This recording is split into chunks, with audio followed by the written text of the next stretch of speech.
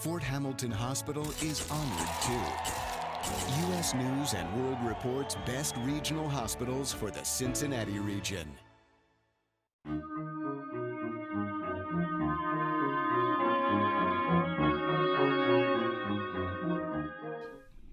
Donna was kind of a very unusual case, I would say. She didn't have any pulse, she didn't have any blood pressure.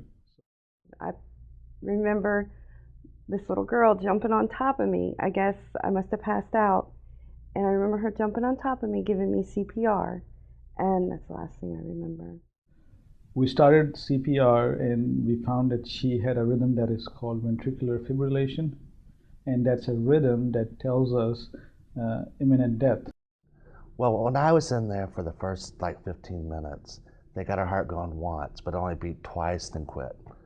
She was in that situation where we had to shock her not 2 or 3 times, not 5 or 10 times. I shocked her 28 times in the emergency room. Shocking somebody 28 times is just unheard of.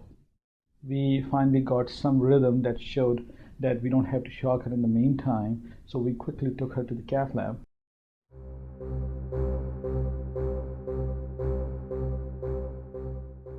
After I was done with the procedure, I was filling out my paperwork. She actually opened her eyes and we asked her, "How are you doing?" Despite of the fact she was getting sedation and she was getting probably 40 of Diprivan, she said she's doing okay. And that was very strange because I was coding her for 40 minutes and we did the CPR, but if you have that much of a code situation, there is a good chance that you can have injury that can sustain, the brain can sustain, and that can be a permanent injury. It's very rewarding to see her in the clinic afterwards when she was discharged in stable condition. She came back and saw me in the clinic, and I cannot tell you how great it is, how rewarding it is.